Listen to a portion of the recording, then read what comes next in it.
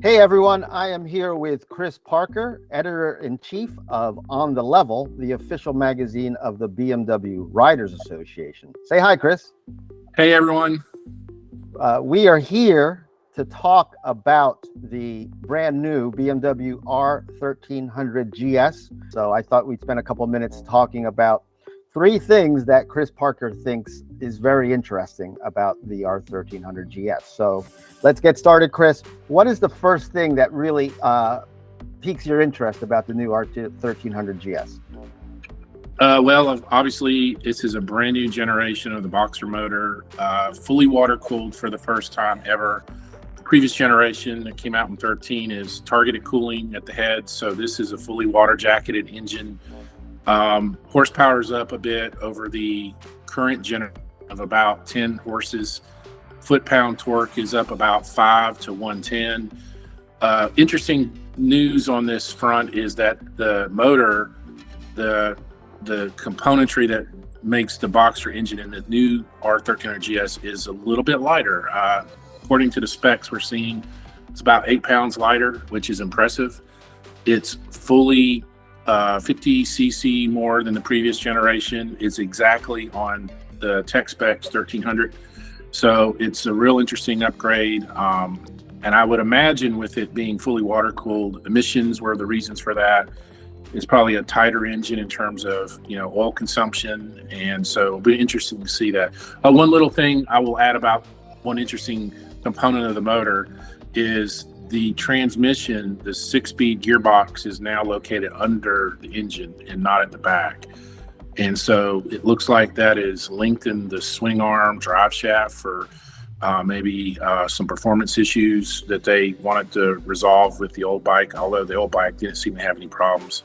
In addition to the 8 pounds in the motor, the bike itself is lighter than the prior generation, right? Yeah, this is real intriguing. It's 26 pounds, give or take a couple of ounces in either direction, lighter than the current standard config 1250 GS, which that's usually in the opposite direction of the way things go. New bikes tend to be heavier than the previous generation, but not this case. Cool. All right. So what's the second thing about the R 1300 GS that intrigues you?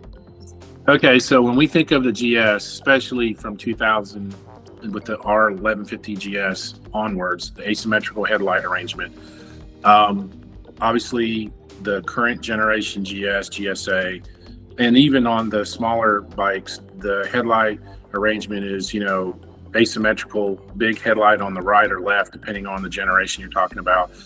This one, it's symmetrical. It's an X. X marks the spot. The front end of it is very distinctive.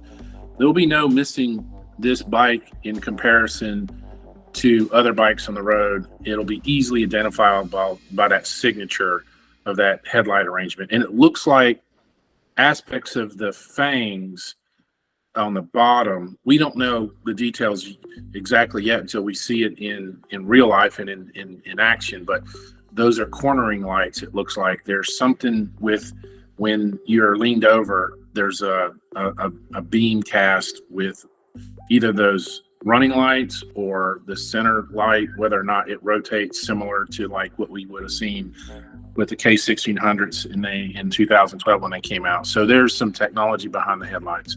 And speaking of the front end, the beak is still there. Above the headlight is the ACC, the adaptive cruise control, where it uses radar units front, and then there's one on the rear. And that basically allows for, you to use radar-based cruise control. That's new to this bike. But the aesthetic, it's a little tighter. It's not as industrial looking, Tonka tough of the current generation GS. This one is a little more cohesive in the way things blend into each other. So it's the headlight, the beak, the tank, even the elimination of the trellis frame on the back where it was steel tubes. Now it's a one piece or at least cast aluminum to save on weight. I imagine that's where a lot of the weight savings came on the bike.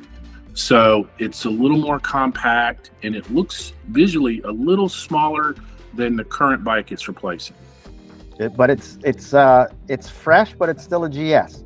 Yes, I think so. I feel like it's honoring what came before. It is definitely a GS just by the nature of the exposed cylinder heads, flat twin. It's easily identifiable as a boxer. But then there's some things that they've done with the aesthetic that just kind of keeps it what came before with the tank and the graphics on the side. Obviously, the roundel is on the tank.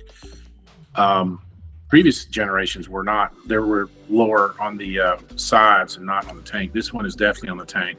But I still think it's a fresh interpretation of what came before. And I think personally, as a lover of all things design-wise, as a graphic designer, and then a car nut and a motorcycle nut, I love seeing the evolution of design. And so when I've seen pictures of the current GS, the 1250, the 2023, up against this 2024 R1300 GS, it makes the old one look a little dated. I mean, it's a great bike, the current generation, but when you put it next to this new one, you can obviously see the age of the current design, which goes back to 2013.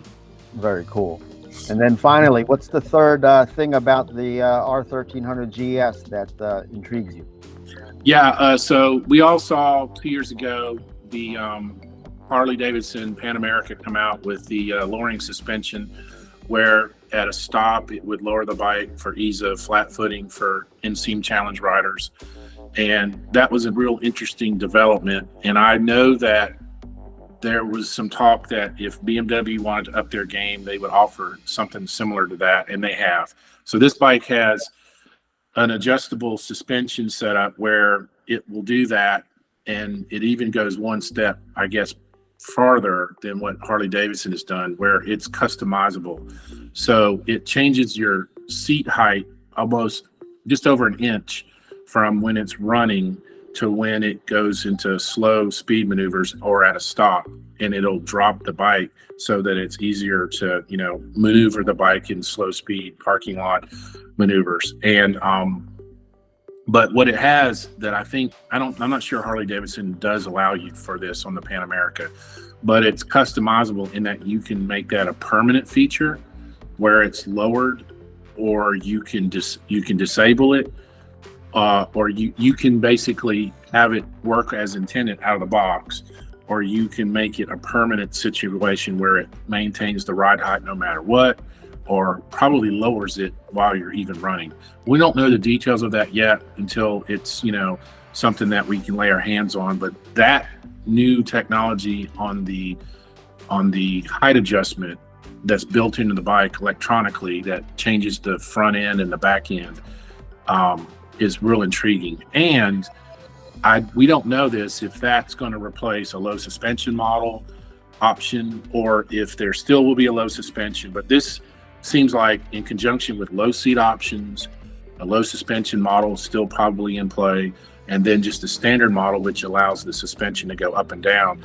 It seems like they're thinking about, shorter stature riders, because the joke from everybody that rides BMWs is you need to be 6 feet and taller to engage in the GS world, unless you get a low suspension model.